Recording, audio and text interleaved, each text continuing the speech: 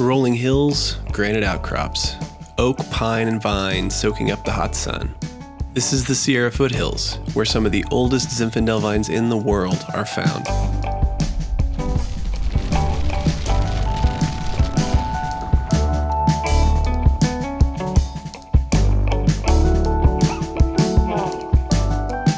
Zinfandel was first planted here in the late 1850s, and it's proved itself to be one of the top grape varieties in this part of the state. Planted between 1,200 and 3,500 feet on the western slope of the Sierra Nevada mountain range, this AVA begins at Yuba County in the north and ends at Mariposa County to the south. This is the backbone of so many of the soils here in the Sierra Nevada mountain range. Some will have more clay, there's lava cap in other places, there's a lot of volcanic content in a lot of places, but here this is a very, very pure blonde decomposed granite.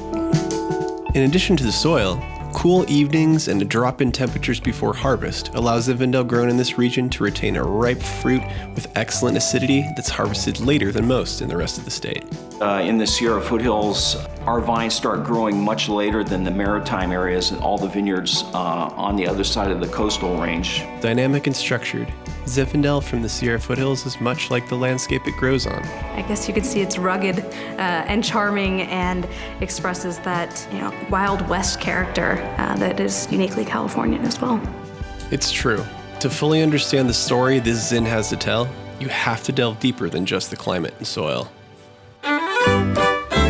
Sierra Foothills' rich gold rush history is forever bonded to its Zinfandel grapes, a legacy of immigrants hoping to capitalize on the gold, as well as the suddenly bustling, thirsty metropolis at the edge of the Sierras during the mid-1850s. Zinfandel came to California before the California Gold Rush, just shortly before, and then thousands and thousands of people came to the Sierra Foothills, and they all needed something to drink. And a lot of the people who mined were from European cultures, so it served their purposes to be a really good table wine to go with their food, which was part of their culture.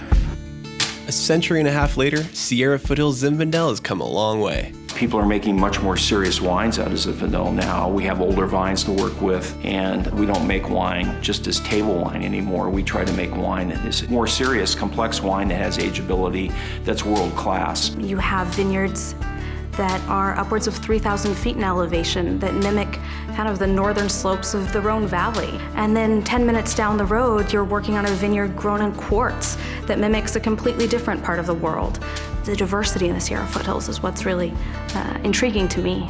Still, there are hallmarks of this region that can be found in just about every bottle of wine from this appellation. I always think of it as being rustic. It's more of a feeling of, than an actual flavor.